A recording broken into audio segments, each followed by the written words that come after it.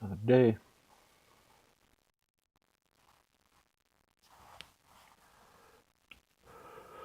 Okay. Which idea now? Which one?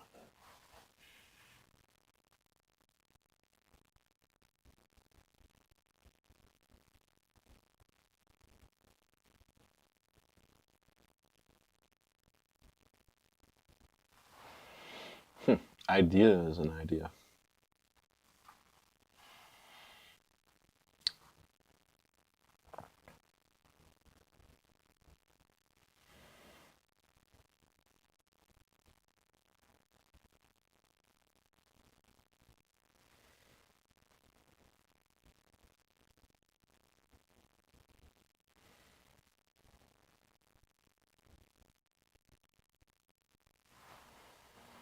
Hmm.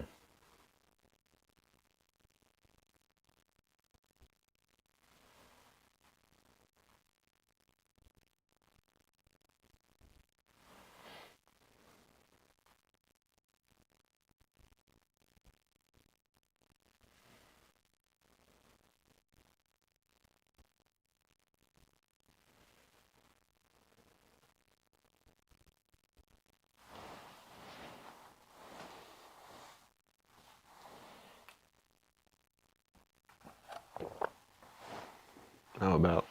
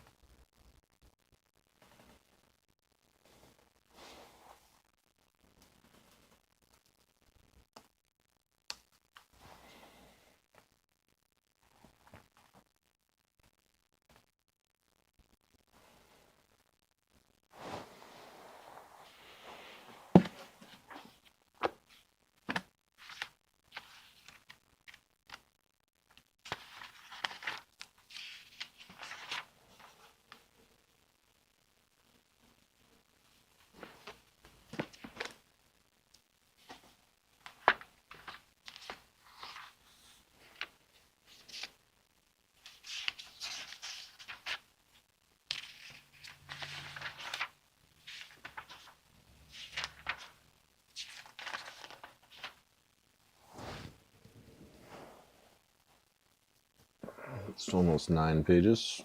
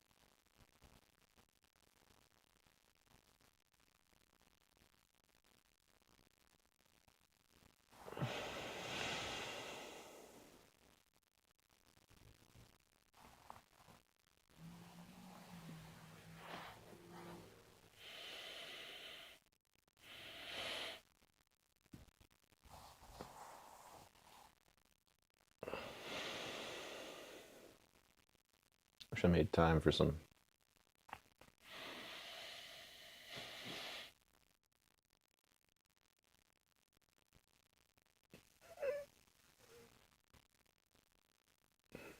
deep breathing, oxygenation exercises.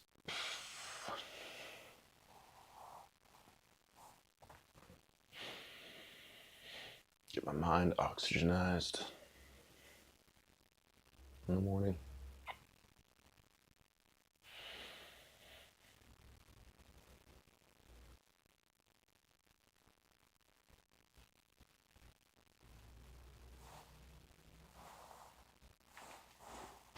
Let's get this coffee.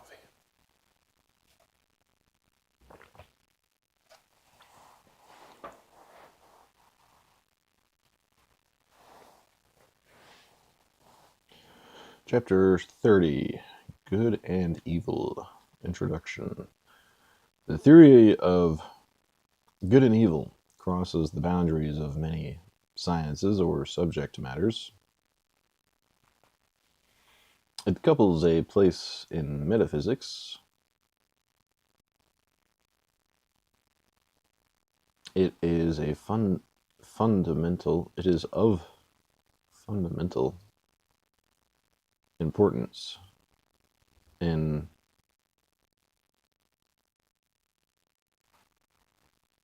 all the moral sciences, ethics, economics, politics, jurisprudence. It appears in all the descriptive sciences of human behavior, such as psychology and sociology, though there it is of less importance and is differently treated. The relation of good and evil to truth and falsity, beauty and ugliness, carries the discussion into logic, aesthetics, and the philosophy of art. The true, it has been said, is the good in the sphere of our thinking.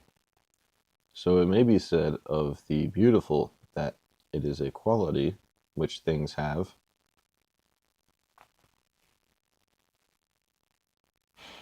when they are good as objects of contemplation and love, or good as productions. It is no less possible to understand goodness and beauty in terms of truth, or truth and goodness in terms of beauty. One aim of analysis with respect to the true, the good, and the beautiful is to preserve their distinctness without rendering each less universal. This has been attempted by writers who treat these three terms as having a kind of parallelism in their application to everything, but who also insist that each of the three notions conceives things under a different aspect or in a different relation. As good adds to being the notion of the desirable, Aquinas writes, so the true adds a relation to the intellect.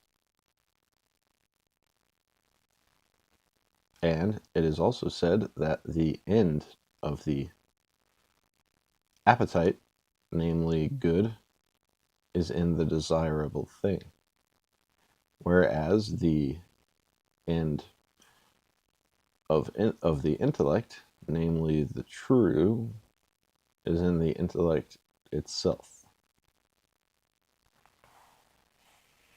In that part of theology, which goes beyond metaphysics and moral philosophy, we meet with the concept of infinite being, and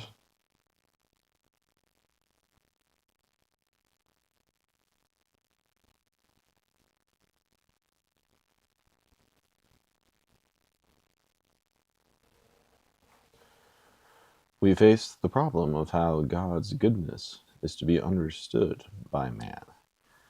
The basic terms of moral theology, righteousness and sin, salvation and damnation, are, like virtue and vice, happiness and misery, conceptions of good and evil in the condition of man. Their special theological significance comes from the fact that They consider the goodness or evil of man in terms of his relation to God. But the theological problem, which is traditionally called the problem of evil, concerns the whole universe in its relation to the divine perfection. That problem, which is further discussed in the chapter on world, can be formulated in a number of ways. How are we to understand the existence of evil in a world created by a God who is omnipotent and perfectly good? Since God is good, and since everything which happens is within God's power, how can we account for the sin of Satan or the fall of man, with all the evil consequent thereupon, without limiting God's power or absolving the erring creature from responsibility?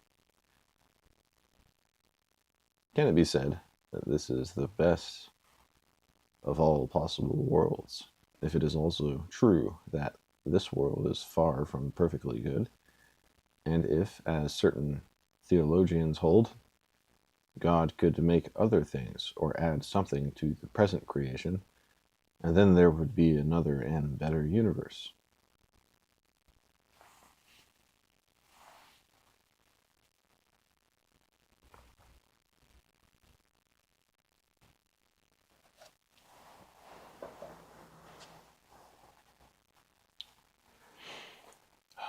Oh, you know what?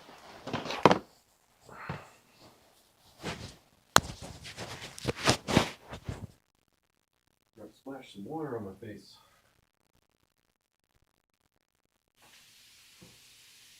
So I'd like to do in the morning.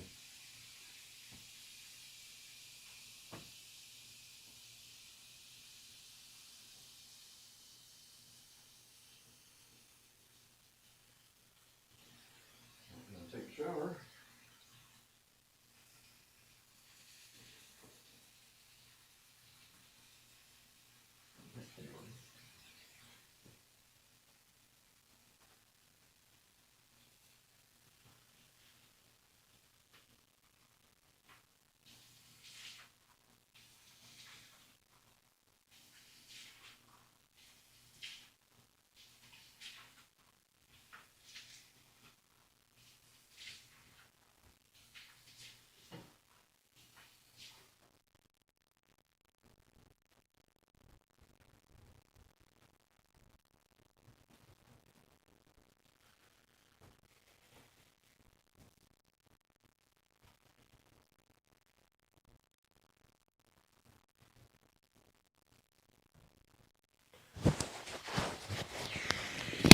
It feels a lot better.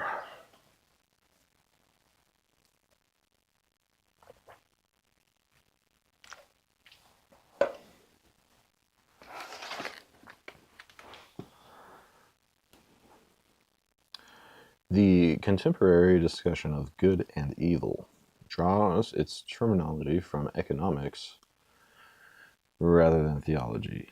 The word value has almost replaced good and evil.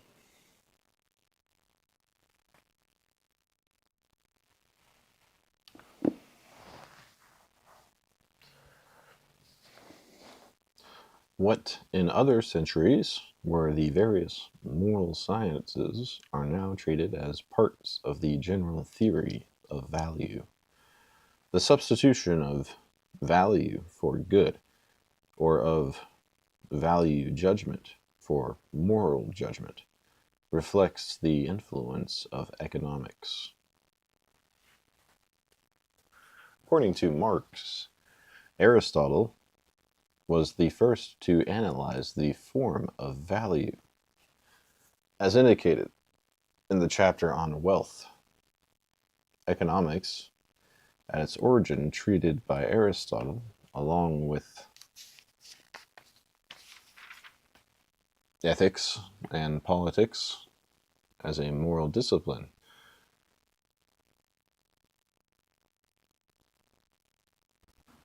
But he made it subordinate to them because it dealt not with the whole of human welfare, but only with wealth, one of the goods.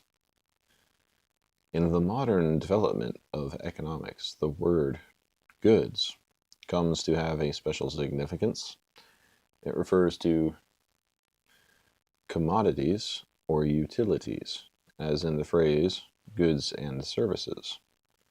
More generally, anything which is useful or exchangeable has the character of an economic good. This general sense is usually conveyed by the economist's use of the word value. According to Adam Smith, the word value has two different meanings and sometimes expresses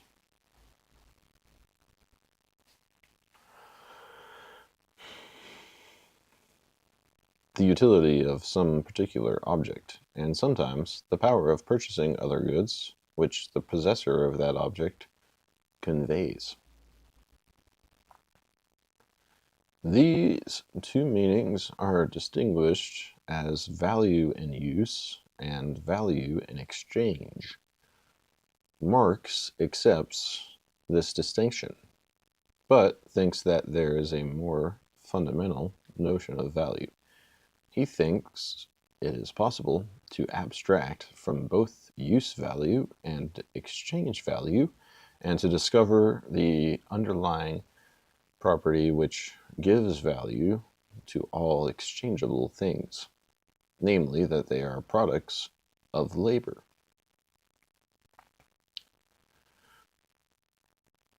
With Smith and Marx, as with Aristotle,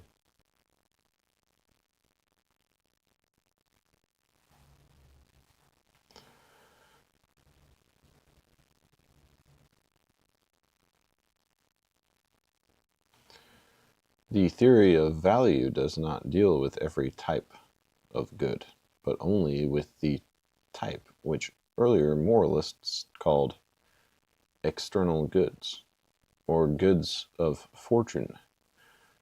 But more recently, the concept of value has been extended by economists and others to the evaluation of everything which men think of as desirable in any way. In consequence, the age-old controversy about the objectivity or subjectivity of good and evil is now stated in terms of the difference between facts and values, or between judgments of fact and judgments of value. The issue as currently stated is whether questions of value can be answered in the same way as questions of fact. One position maintains that, unlike questions of fact, which can be answered by scientific investigation and can be objectively solved, questions of value elicit no more than expressions of opinion relative to the individual's subjective response or to the conventions of his society at a given time. The other side of the issue is held by those who insist that norms of value are as objective and as scientifically determinable as the criteria of fact or existence. The word value does not change the problem in any way. For what does evaluating anything mean, except judging it as good or bad, better or worse? The problem, which has a history as long as the tradition of the great books, is the problem of how we can defend such judgments and what they signify about the things judged. Are good and evil determined by nature or conviction? Nature or convention? Are they objects of knowledge or opinion? The title of an essay by Montaigne, that the taste for good and evil depends in good, part upon the opinion we have of them, indicates one set of answers to these questions. If evils have no admission into us, he writes, but by the judgment we ourselves make of them, it should seem that it is, then, in our power to despise them, or to turn them to good. If what we call evil and torment is neither evil nor torment of itself, but only that our fancy gives it that quality, it is in us to change it. Echoing Montaigne, Hamlet remarks that there is nothing either good or bad, but thinking makes it so. The Greek sophist, centuries earlier, appears to take the same view. The statement of Protagoras that man is the measure of all things, Plato thinks does not significantly apply to all things, but only to such things as the good or the right, the true or the beautiful. In the Theaetetus, Protagoras is made to say that as to the sick man his food appears to be bitter, and to the healthy man the opposite of bitter, so in general men estimate or judge all things according to their own condition and the way things affect them. This theory of good and evil necessarily denies the possibility of moral science. Socrates calls it a high argument in which all things are said to be relative.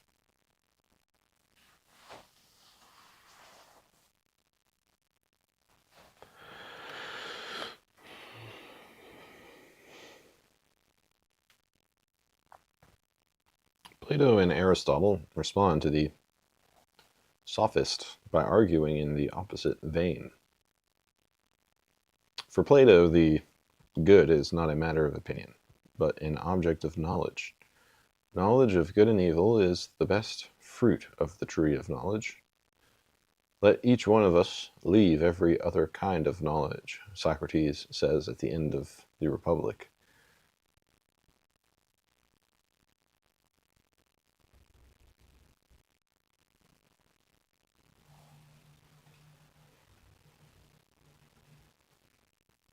And seek and follow one thing only, that is to learn and discern between good and evil. Aristotle does not think that ethics or any science which deals with good and evil can have as much precision as mathematics. Our discussion will be adequate, he writes, if it has as much clearness as the subject matter admits of, for precision is not to be sought for alike in all discussions.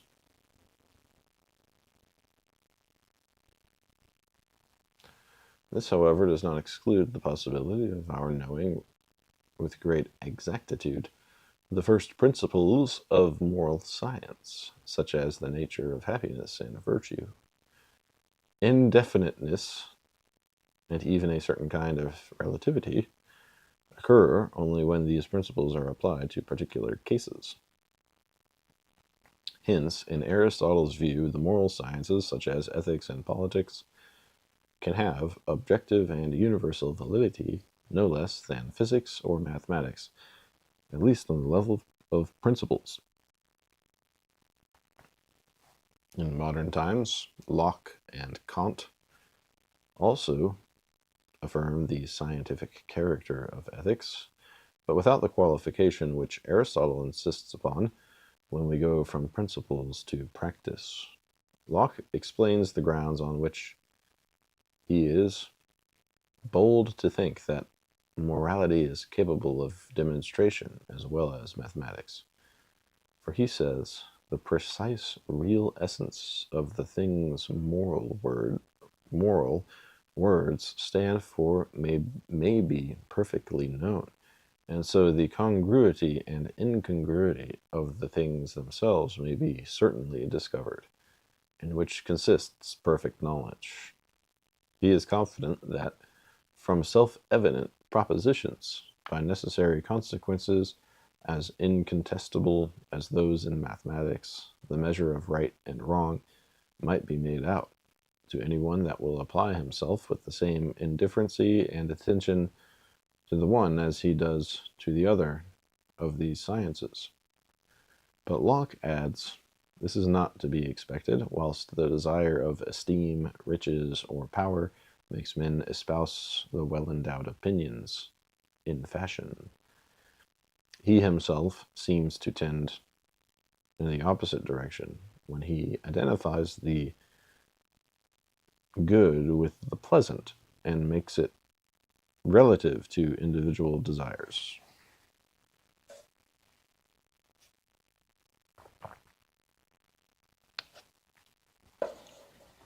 For Kant, the two major parts of philosophy, physics and ethics, are on equal footing. The one concerned with the laws of nature, the other with the laws of freedom. In each case, there is both empirical and a priori knowledge.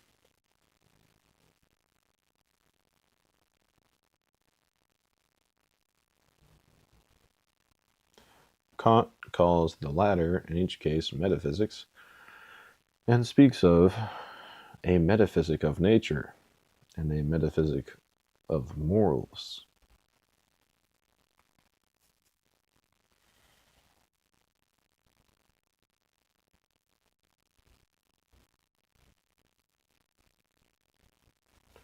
The nature of science, he thinks, requires us to separate the empirical from the rational part, and prefix to physics proper, or empirical physics, a metaphysic of nature, and to practical anthropology, a metaphysic of morals, which must be carefully cleared of everything empirical. The partial inventory of thinkers who stand against skepticism or relativism in the field of morals indicates that agreement on this point is accompanied by some disagreement about the reasons for holding what appears to be the same view. The opposite view seems also to be shared by thinkers of quite different caste, such as Spinoza and Mill, who differ from each other as well as from Montaigne and the ancient sophists. The term good and evil, Spinoza writes, indicate nothing positive in things considered in themselves, nor are they anything else than modes of thought.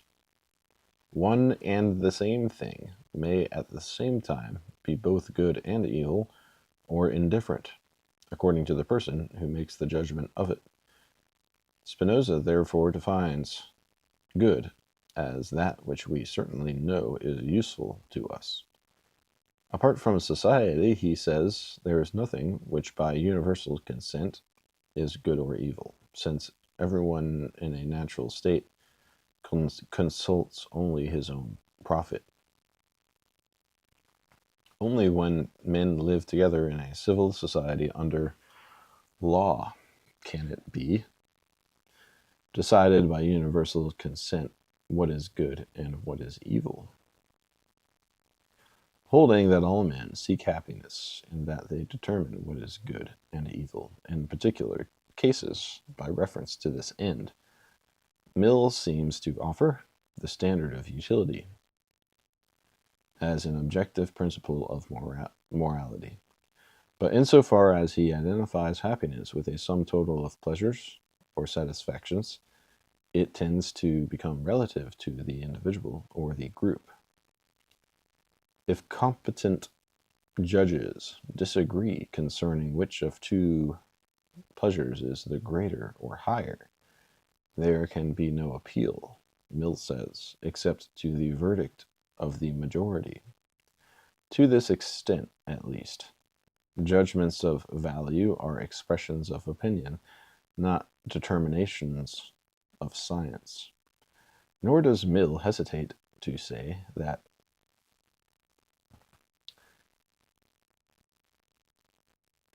quote, the ultimate sanction of all morality is, quote, a subjective feeling in our minds.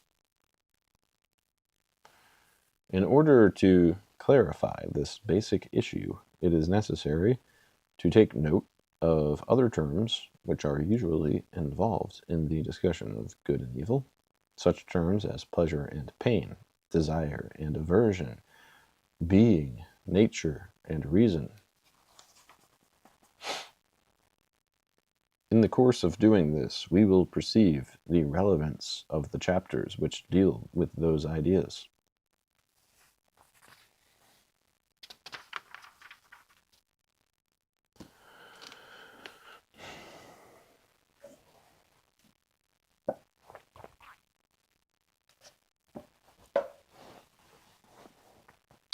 It has been said, for example, that the good is identical with the pleasant, that the good is what men desire, that the good is a property of being or existence, that the good is that which conforms to the nature of the thing, that the good is that which is approved by reason. It is possible to see some truth in each of these statements, but each taken by itself may be too great a simplification. Searching questions can be asked by those who refuse to equate the good with the pleasant, or the desirable, the real, the natural, or the reasonable. Are there no pleasures in any way bad? No pains in any way good? Are all desires themselves good, or are all equally good? How does calling a thing good add anything to its being or existence? Does not evil exist or qualify existence? But what standards can the natural and the rational be judged good, if the good is that which conforms to nature and reason?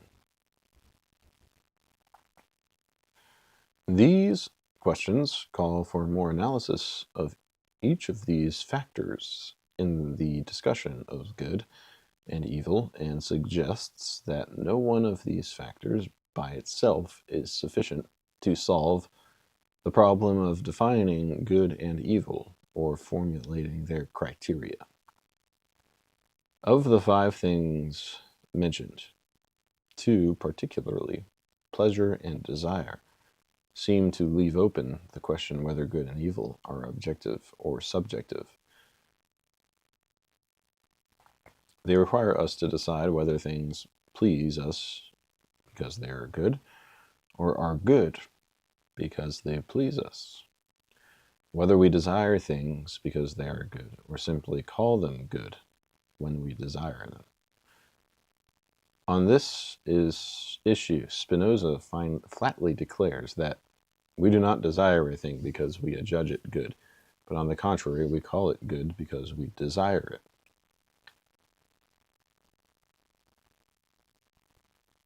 In saying that a thing is good so far as it is desirable, Aquinas takes the opposite position, for according to him, a thing is desirable only in so far as it is perfect. It can be desirable, therefore, without being actually desired by this or that individual. The other 3 terms, unlike pleasure and desire, seem to favor the objectivity of good and evil. at least for those who regard the order of existence, the nature of things, and the laws of reason as independent of our desires of preferences. Thus, for Spinoza, the nature of man and his reason seem to provide an objective standard for determining what is good alike for all men. Nothing, he writes, can be good except in so far as it agrees with our nature, and therefore the more an object agrees with our nature, the more profitable it will be. And in another place he says, by good I understand ... everything which we are certain is a means by which we may approach nearer and nearer to the model of human nature we set before us. That model, he tells us, is the man of reason, the man who always acts, quote, according to the dictates of reason. For those desires which are determined by man's power or reason are always good. Nevertheless, if desire and pleasure cannot be eliminated from the consideration of good and evil, at least not the good and evil which enter into human life, then the problem of finding a purely objective foundation for our moral judgments is not solved simply by an appeal to being, nature, and reason. Some help toward a solution may be found in one often reiterated fact about the relation between the good and human desire. The ancients insist that no man desires anything but what at the time seems good to him in some way. No man, Socrates observes, voluntarily pursues evil, or that which he thinks to be evil. To prefer evil to good is not in human nature, and when a man is compelled to choose one of two evils, no one will choose the greater when he may have the less. This, however, does not prevent men from desiring what they suppose to be goods, although they are really evils, since they are mistaken in their judgment, and suppose the evils to be goods, they really desire goods. The object consciously desired is always at least apparently good. When men are mistaken in their estimate of things as beneficial or injurious to themselves, the apparent good, the good actually desired, will be really an evil, that is something actually undesirable.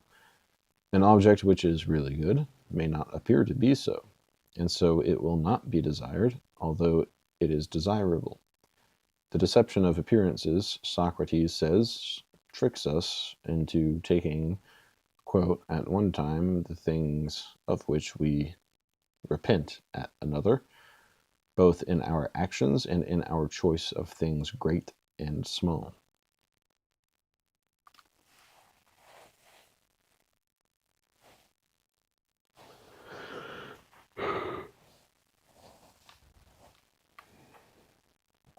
The distinction between the real and the apparent good is, of course, connected with the problem of the objective and the subjective good. The apparent good varies from individual to individual and from time to time. If there were a real good, it would be free from such relativity and variability, unless there are real as distinct from merely apparent goods. Moralists cannot distinguish between what men should desire and what in fact they do desire. Since moral science deals with human behavior, its province can be separated from that of other sciences, which treat the same subject matter, such as psychology and sociology, only in terms of a different treatment of that subject matter. Moral science must be normative or prescriptive rather than descriptive. It must determine what men should seek, not what they do seek. The very existence of normative sciences, as well as their validity, would thus seem to depend on the establishment of a real as opposed to a merely apparent good. This creates no special difficulty for moralists, who think that man knows what is really good for him, both in general and in particular,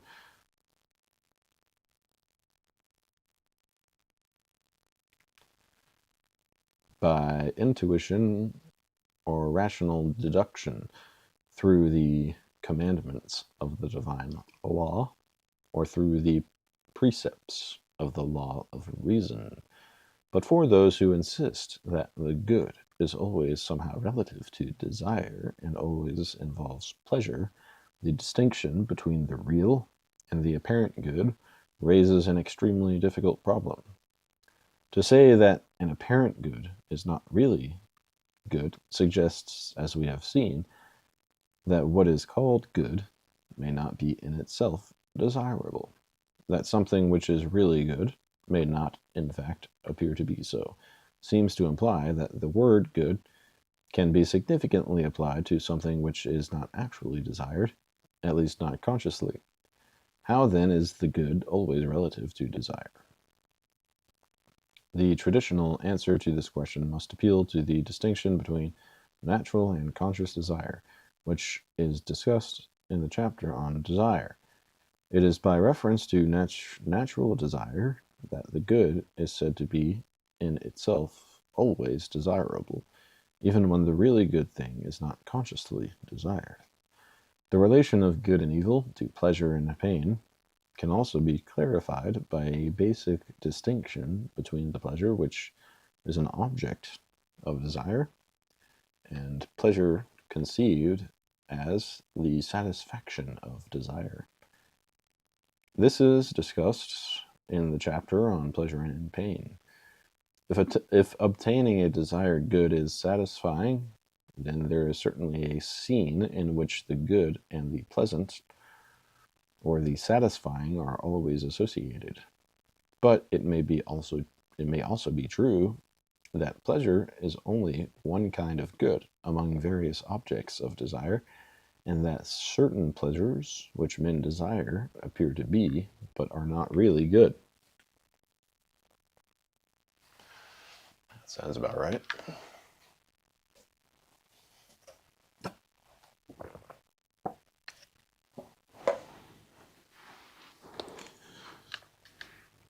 The foregoing considerations apply to the good in the sphere of human conduct.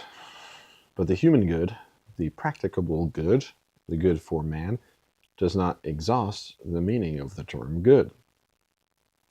The idea of the good is, for Plato, the measure of perfection in all things. It is, quote, not only the author of knowledge to all things known, but of their being and essence. And yet the good is not essence, but far exceeds essence in dignity and power.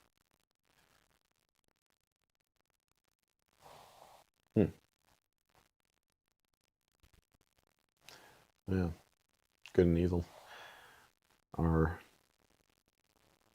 primal forces of nature.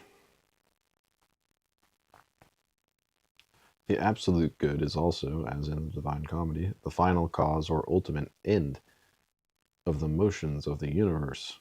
It is the Alpha and Omega, Dante says, of every scripture that love reads to me.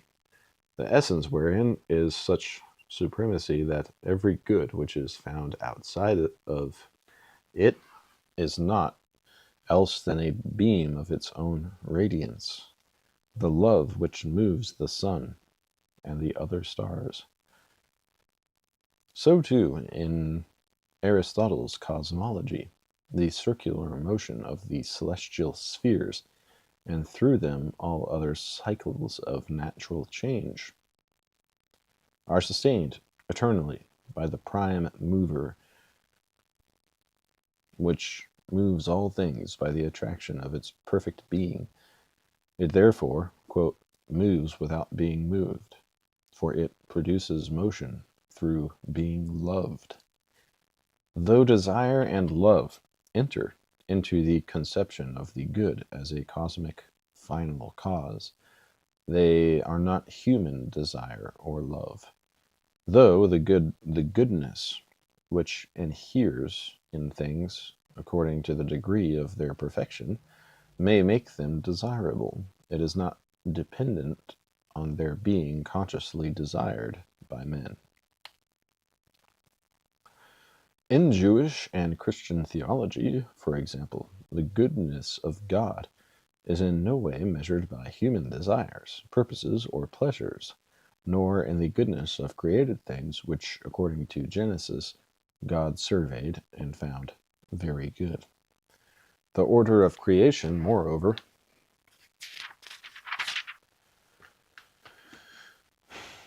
involves a hierarchy of inequalities in being and goodness. Even when each thing is perfect in its kind, all things are not equally good. For according to the differences in their natures, diverse kinds are capable of greater or less perfection.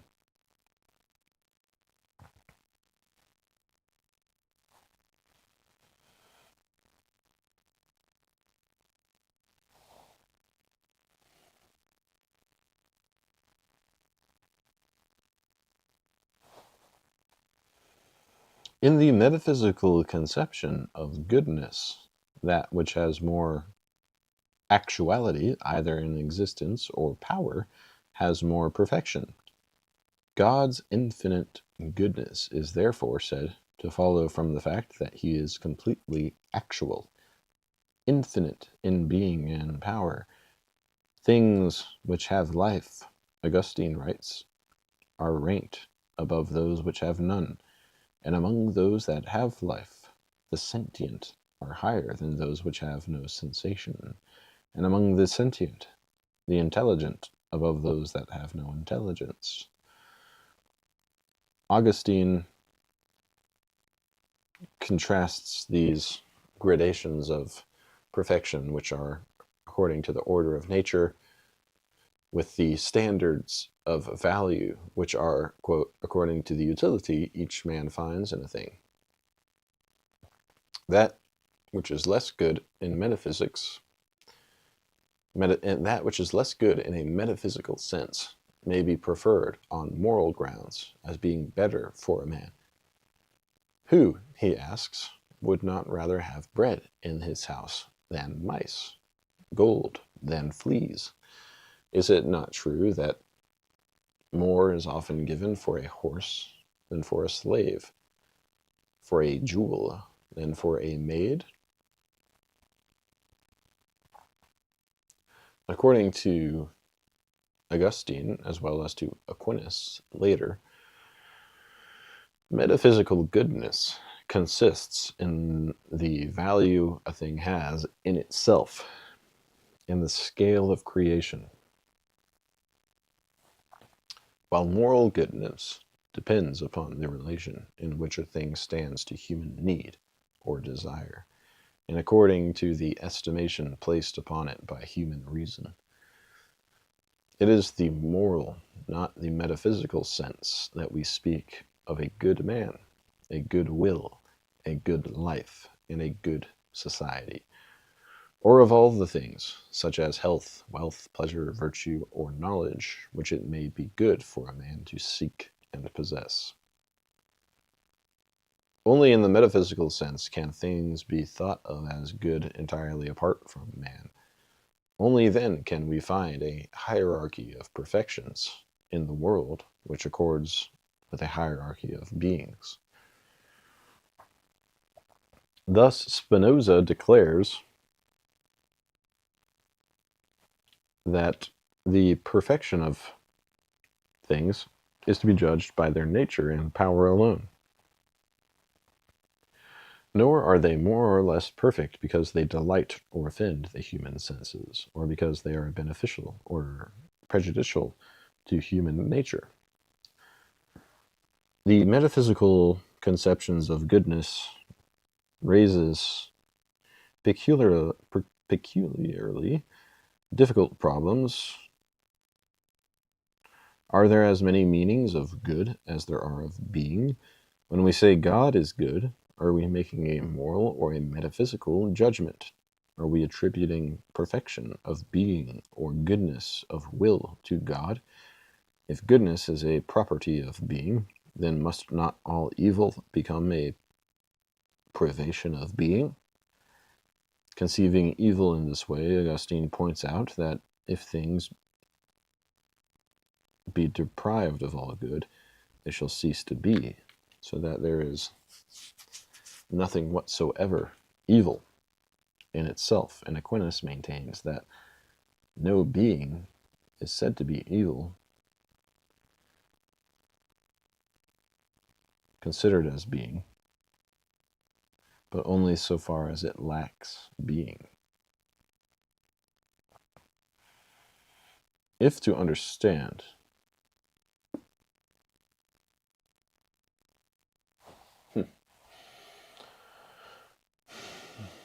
I don't know about that.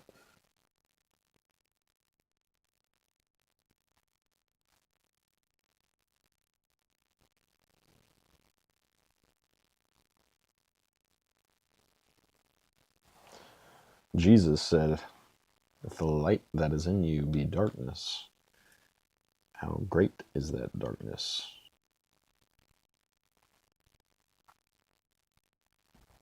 That would make it seem like it was something different than the privation of light. Something more of a problem.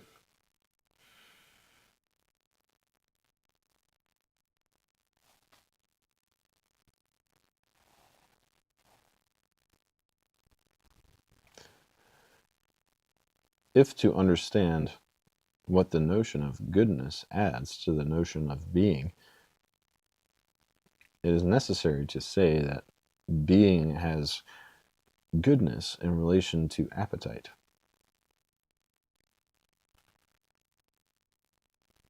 Not man's, certainly, for then the moral and the metaphysical good become identical. If God's, then not appetite in the form of desire, but in the form of love, the divine perfection is usually thought to preclude desire. Problems of this sort confront those who, conceiving the good, both apart from and also relative to man, are obligated to connect the metaphysical and the moral meanings of good, and to say whether they have a common thread. Some writers, however, limit their consideration to the strictly moral good, and deny, as do the Stoics, goodness or evil to anything but man's free acts of will.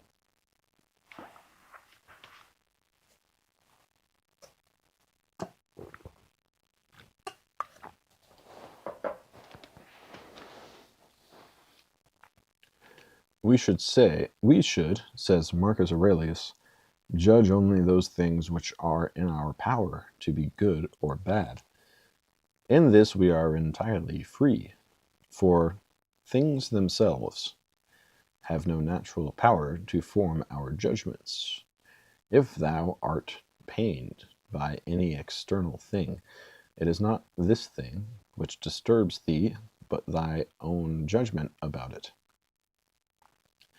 And it is in thy power to wipe out this judgment now. Suppose that men kill thee, cut thee in pieces, curse thee. What then can these things do to prevent thy mind from remaining pure, wise, sober, just?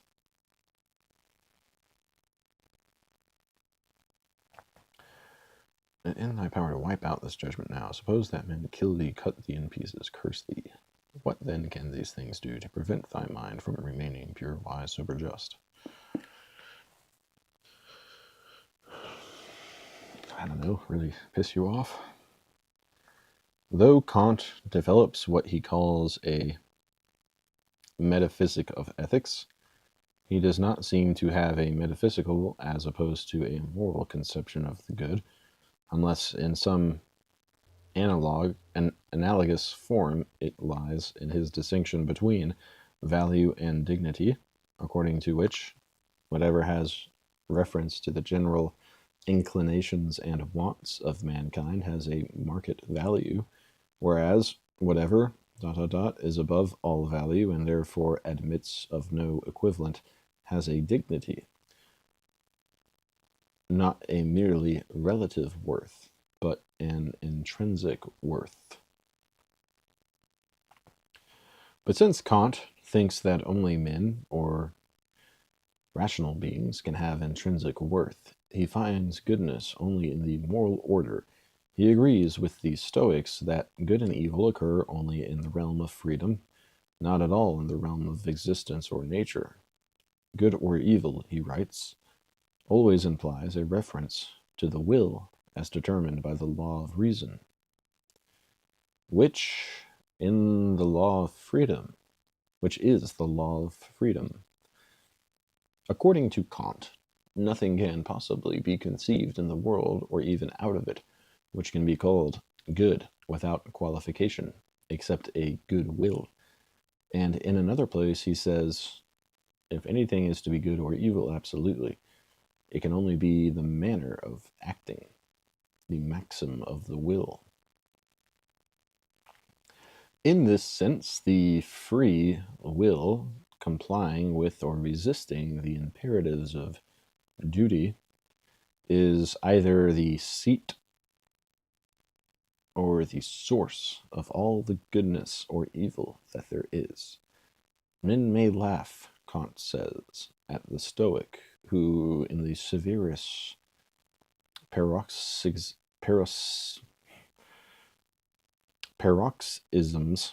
of gout cried out, "Pain, however, though thou tormentest me, I will never admit that thou art an evil."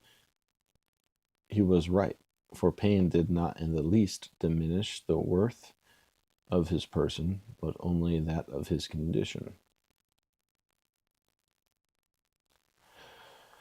In the sphere of moral conduct, and especially for those who make desire or pleasure rather than duty the principle, there seems to be a plurality of goods which require classification and order.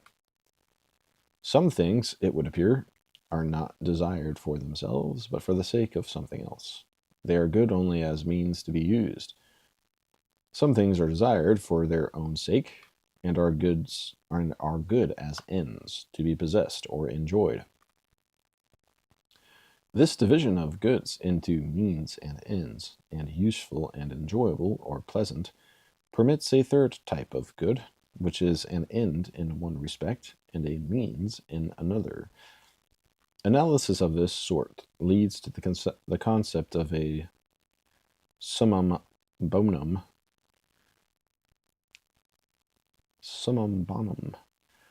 that good which is not a means is in any respect but entirely an end, the supreme or highest good, for which all else is sought. The chief question with respect to the summum bonum is whether it is a good or the good, whether it is merely one type of good, more desirable than any other, or the sum of all the good things which, when possessed, leaves nothing to be desired. Aristotle and Mill seem to take the latter view in their conception of happiness as the summum bonum. Human nature, Mill says, is so constituted as to desire nothing which is not either a part of happiness or a means of happiness. Happiness, he insists, is not an abstract idea, but a concrete whole, including all other goods within itself. It is the only good which is desired entirely for its own sake. Aristotle treats virtue and knowledge as intrinsic goods, but he also regards them as means to happiness. In Mill's terms, their goodness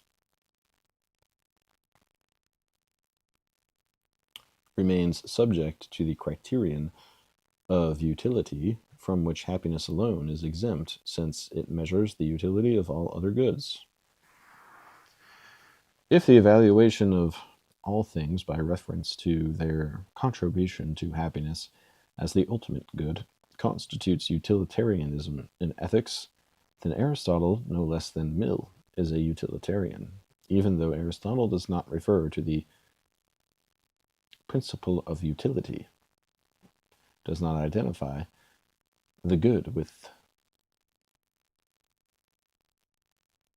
pleasure, and conceives the virtues as intrinsically good, not merely as means. Kant would regard them as in fundamental agreement despite all their differences, or at least he would regard them as committing the same fundamental error. To Kant, any discussion of human conduct which involves the calculation of means to ends is pragmatic or utilitarian, even when the controlling end is the summum bonum, or happiness. Kant makes a sharp distinction between what he calls pragmatical rules of conduct, which consider what should be done by one who wishes to be happy, and what he regards as the strictly moral or ethical law, which has no other motive than the worthiness of being happy. Morality, he says in another place, is not properly the doctrine of how we should make ourselves happy, but how we should become worthy of happiness through doing our duty. Kant's criticism of Aristotle's ethics of happiness is therefore applicable to the utilitarianism of Mill, and Mill's rejoinder to Kant serves as a defense of Aristotle. The basic issue concerning the primacy of happiness or duty, of desire or law, is discussed in the chapters on duty and happiness, where it is suggested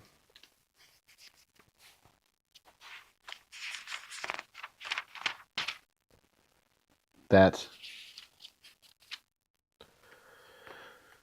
in an ethics of duty, right and wrong supplant good and evil, and the fundamental terms and the summum bonum becomes a derivative notion rather than the first principle of morality. At the other extreme are those who deny duty entirely, and with it any meaning to right and wrong as distinct from good and evil. A middle ground is held by those who employ right and wrong as subordinate terms in the analysis of good and evil, finding their special significance in the consideration of the good of others, or the social good. To do right is to do good to others. To do wrong is to injure them.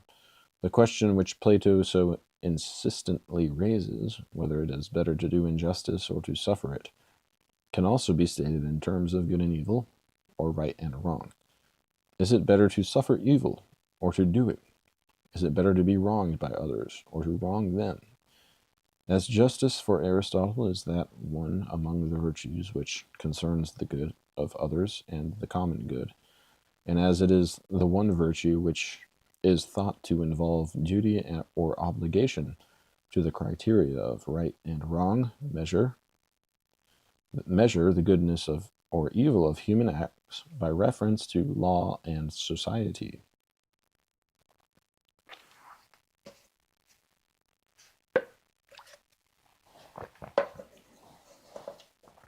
The division of goods into means and ends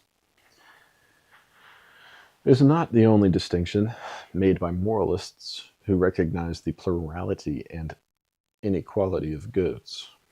Goods have been divided into the limited and unlimited with respect to quantity, the pure and the mixed with respect to quality, sensible and intelligible goods, or particular goods, and the good in general, external goods, goods of the body, and goods of the soul, the pleasant, the useful, and the virtuous.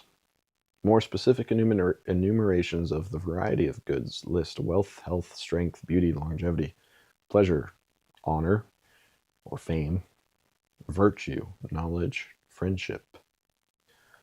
All of the foregoing classifications can be combined with one another, but there is one distinction which stands by itself, although it affects all the others. That is the distinction between the individual and the common good, or between private and public good. The good for this one man, and the good for all others, and of the whole community. In the language of modern utilitarianism, it is the distinction between individual happiness and what Bentham called the greatest good for the greatest number. The phrase common good has several meanings. In the tradition of the great books, one sense, which some think is the least significant, refers to that which some think is the least. The phrase common good has served meanings in the tradition of the great books. One sense which some think is the least significant refers to that which can be shared or used by many, as, for example, land held in common and worked by a number of persons or families. Thus we speak of the commons of a town or village. This meaning applies particularly to economic goods, which may either belong to the community as a whole or be divided into parcels of private property. Another sense of common good is that in which the welfare of a community is a common good participated in by its members. The welfare of the family or the state is a good which belongs to a multitude organized for some common purpose. If the individual members of the group derive some benefit from their association with one another, then the prosperity of the community is not only a common good viewed collectively, but also a common good viewed distributively, for it is the good of each member of the community, as well as of the whole. With this in mind, perhaps Mill speaks of an indissoluble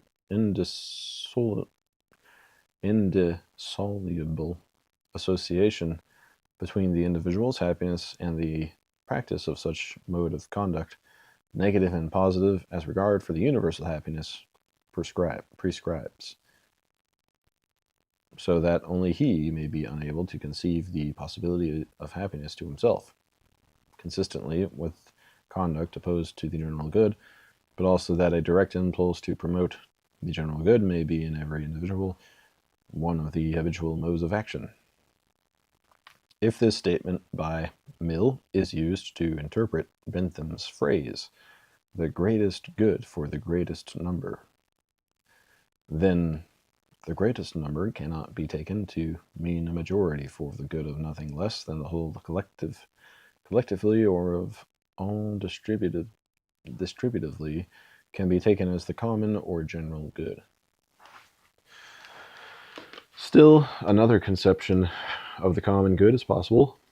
A good may be common in the sense in which a specific nature is common to the members of the species, not as organized socially in any way, but simply as so many like individuals. If all men seek happiness, for example, then happiness is a common good, even though each individual seeks his own happiness. In a deeper sense, it is a common good if the happiness each seeks is the same for all men, because they are all of the same nature. But most strictly, it is a common good if the happiness of each individual cannot be separated from the happiness of all. Aquinas seems to be using this meaning of common good when, in defining law as a rule of conduct directed to the common good, he refers not merely to the good of the community or body politic, but beyond that to the last end of human life, which is happiness or beatitude. Law, he says, must needs concern itself properly with the order directed to universal happiness. Mill also seems to conceive happiness as a common good in this sense. Quote, what the assailants of utilitarianism seldom have the justice to acknowledge, he writes, is that the happiness which forms the utilitarian standard of what is right in conduct is not the agent's own happiness, but that of all concerned. The several meanings of the common good create a fundamental issue. Some writers use it only in one sense only, rejecting the others. Some not only use the term in all its meanings, but also develop a hierarchy of common goods. They regard universal happiness, for example, as a common good of a higher order than the welfare of the political community. Yet, in every order, they insist upon the primacy of the common over the individual good. In the political order, for example, they think the welfare of the community takes precedence over individual happiness. They would regard Adam Smith's statement of the way in which individuals accidentally serve the common good while seeking their private interests as a perversion of the relationship. To say that an individual considering only his own gain is, quote, led by an invisible hand to promote an end which was not part of his intention, i.e., the general prosperity of society, does not excuse the individual's failure to aim at the common good. The several meanings of the common good also complicate the statement of the issue between those who seem to say that the welfare of the community always takes precedence over individual well-being or happiness, that the good of the whole is always greater than the good of its parts, and those who seem to say that the state is made for man, not man for the state, or that the prosperity of the society in which men live is good primarily because it enables each of them to live well. This issue, which runs through all the great books of political theory from Plato and Aristotle to Hegel and Mill, is discussed in the chapters on citizen and state. The opposition between collectivism and individualism in economics and politics does not exhaust the issue, which, stated in its broadest moral terms, is a conflict between self-interest and altruism. The primary problem to consider here is whether the issue is itself genuine or only an opposition between false extremes which needlessly exclude the half-truth that each contains. The collective aspect of the common good may not need to be emphasized at the expense of its distributive aspect. The good of each man and the good of mankind may be inseparable. It may be the same good, which, in different respects, is individual and common. It may be that no good can be supreme, which is not both immanent and transcendent, at once the highest perfection of the individual, and a good greater than his whole being and his life.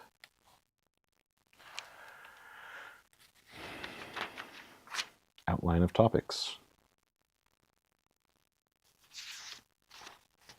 References.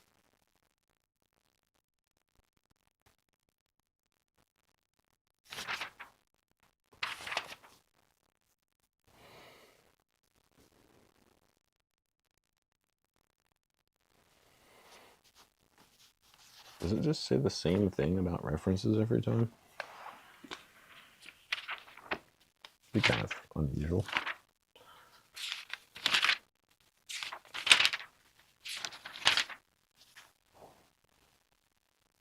Yeah. Guess they had some extra space.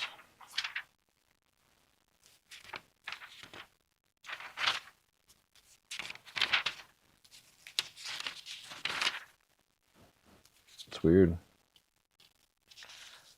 A lot of repeat text. And they might even say the same thing about cross-references every time.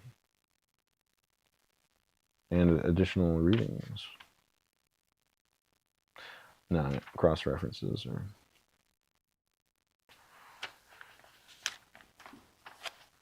different.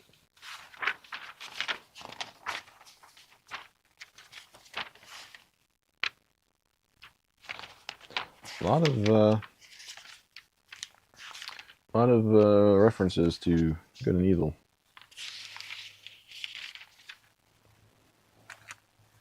Other statements of the metaphysical theory of good and evil, see being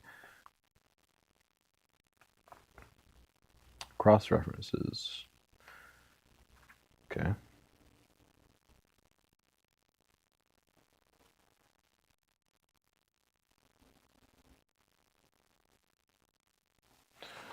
Very nice.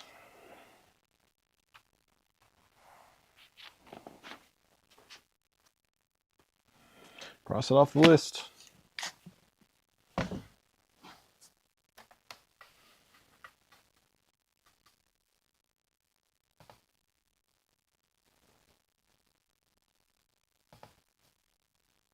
Where's my strike through generator?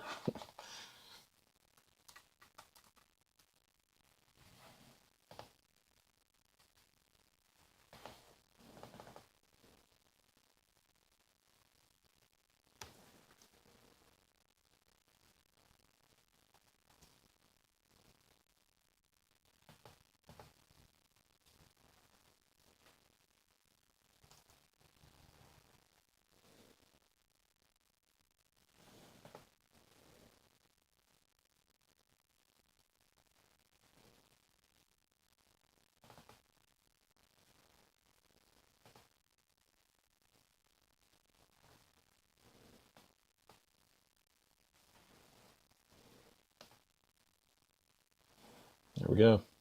2 out of 102 complete.